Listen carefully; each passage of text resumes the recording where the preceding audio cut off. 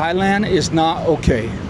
And if you watch my past videos, you know that my theme typically is all the great reasons why Thailand's an excellent place to live. And I've made it base since 2019. But I'm leaving Thailand, and by the end of this vlog, I'll be shooting this video from a new city. For now, I'm gonna list 8 reasons why Thailand is not okay. But first, why do Americans or foreigners choose to make Thailand home? I've identified what I think are the 7 types of foreigners that choose to live abroad in Thailand. The first version of the first type is the guy that gets married to a Thai woman or prefers to have a Thai girlfriend, or a foreigner that just flat out chooses Thailand because they prefer to date Thai women over women in their home country.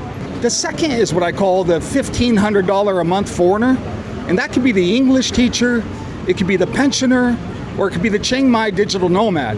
The third type are those who really prioritize peace and safety. The fourth type are those that just embrace a change of pace, novelty, and being in a foreign land. The fifth, those who choose to be here for growth, meaning it's scientifically proven when you're in the unfamiliar, it does stimulate mental growth, it broadens perspective.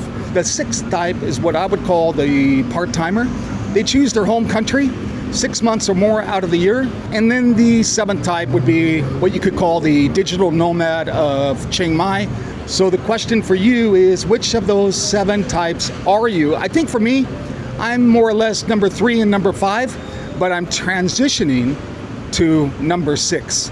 8 ways that Thailand is not okay. The first one is Thailand has changed a lot. It's a very different place today, and I think it has to do with that collective energy, the collective mood.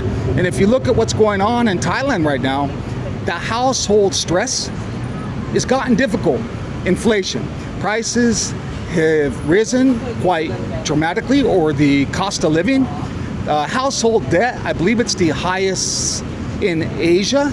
Meanwhile, with those numbers spiking, it hasn't really equated to opportunity for the local Thais. And I think the most dramatic example of Thailand, of a place that has changed dramatically, is Phuket. The second way, and going back to Phuket, tourism is beginning to consume Thailand.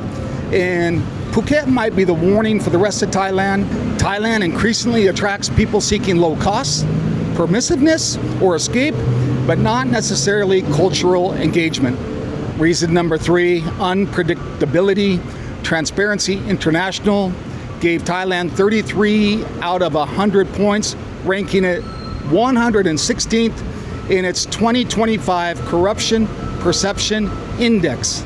And if you choose Thailand as a tourist, you're just coming here a few days, this unpredictableness doesn't really affect your visit.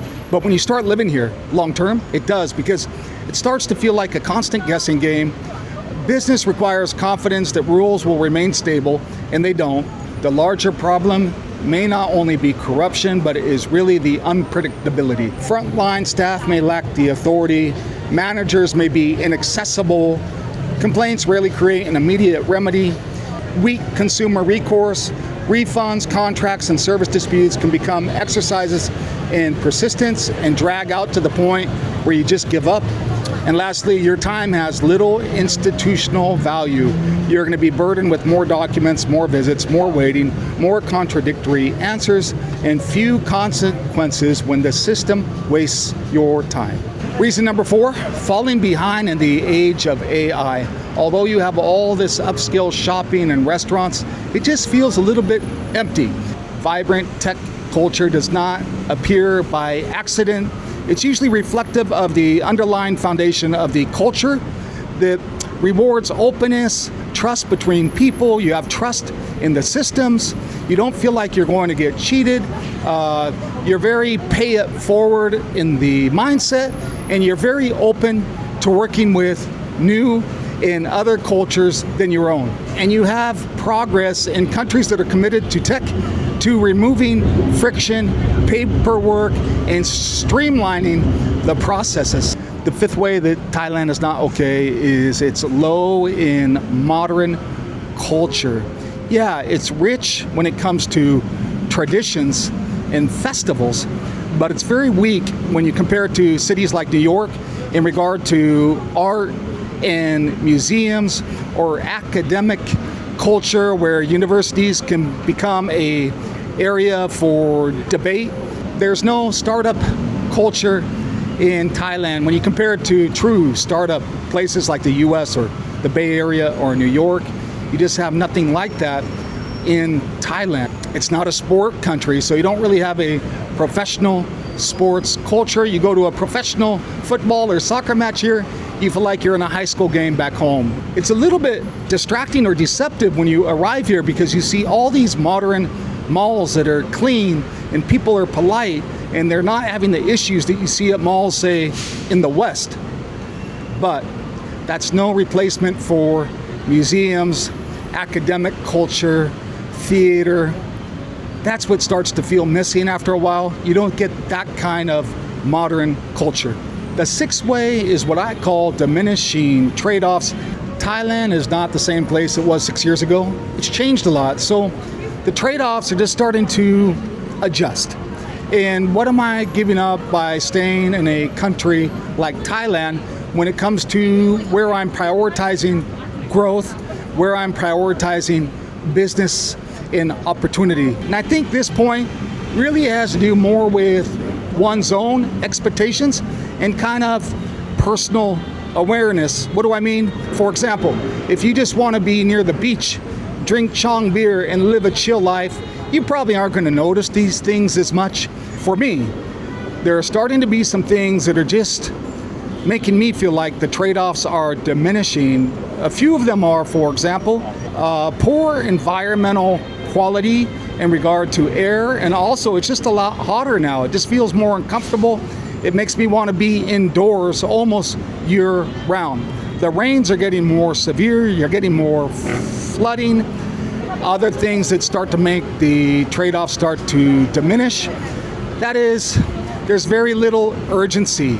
To the point that it gets very frustrating at times. There's little fairness or recourse if you ever face a situation that you feel was more or less unjust. The bottom line, Thailand is designed to help foreigners arrive, spend, and leave.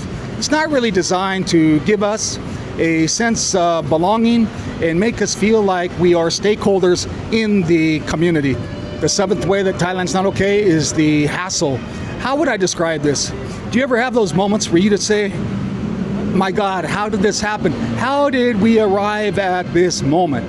And that is the epiphany I had recently when dealing with a government institution. I was there, and the way that the staff was ordering, not only me, every foreigner around, they tell you sit. It's the way they say sit, like you're a dog. And then not your name, you. So it's a lot of you, sit. The tone, the unpoliteness in that situation started to make me think, wait a second, I come from a pretty good country. When I'm back home, I'm not used to that type of interaction of you and sit being talked to like a dog. And it made me kind of scratch my head like, how did this happen? How did this type of behavior become acceptable to me? And although Thailand is convenient in a lot of other ways, at some point, the convenience of Thailand no longer compensates for the loss of agency. Sabai sabai.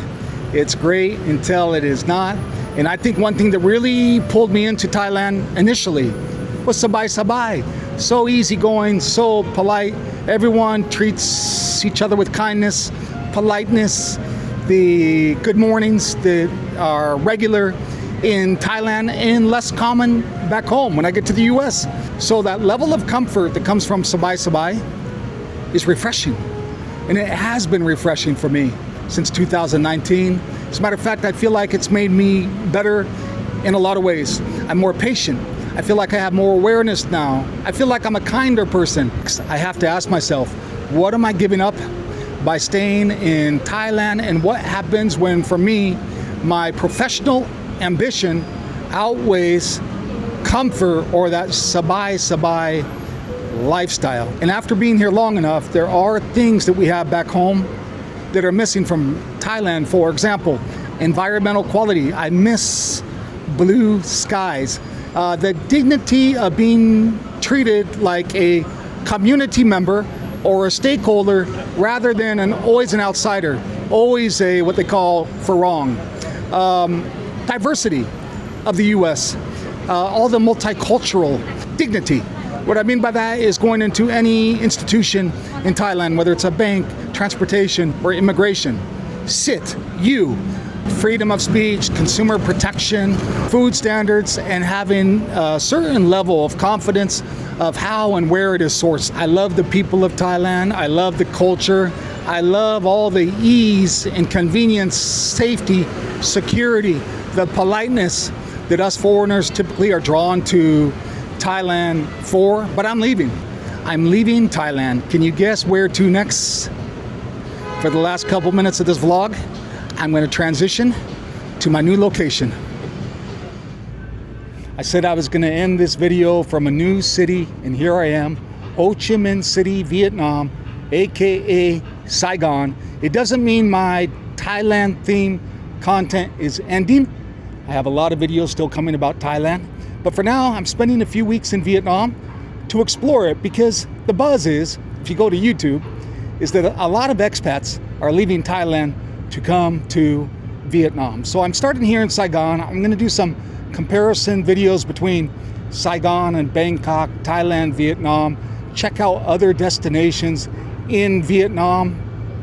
Thailand is not okay. And when I started the video, I talked about collective energy. And what I can tell you is my first impression of Saigon right now, of Vietnam, is just feels more optimism in the air. There's like a lot more youthful energy.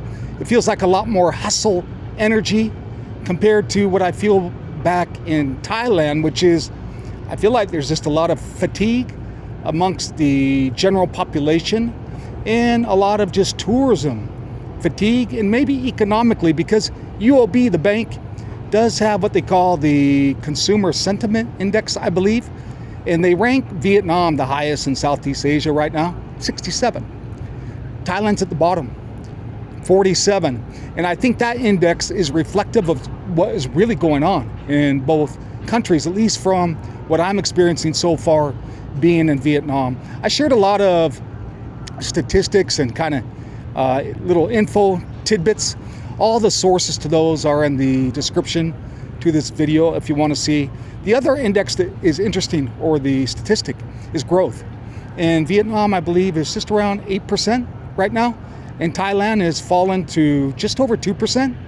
And they say that gap is going to keep widening to the point where very soon the Vietnam economy overtakes Thailand's. And right now it's already, I think, at 90% of Thailand's. And there's a lot of new corporations moving here. So I'm excited. I'm excited to do this new series of videos in Vietnam and share those with you. And I'm curious for people considering a move abroad, say from the US to another country. What are you feeling right now? Where are you leaning toward as far as a place to live abroad? Are you still, if you already had your eyes set on Thailand, are you now considering Vietnam? I'm curious to hear from you. I'm also curious to hear from any expats possibly watching right now that currently live in, say, Ho Chi Minh City, that previously lived in Thailand. For now, bringing this video to a close, but I'm really curious to hear from you watching. If you agree with me, if you're in Thailand right now and you feel like things are a little bit off, or maybe you disagree, happy to hear from you too. Just leave a comment below. For now, I'm going to go dive into Saigon, Ho Chi Minh City, explore it further, bring more videos to you from Vietnam. Farewell from Ho Chi Minh City.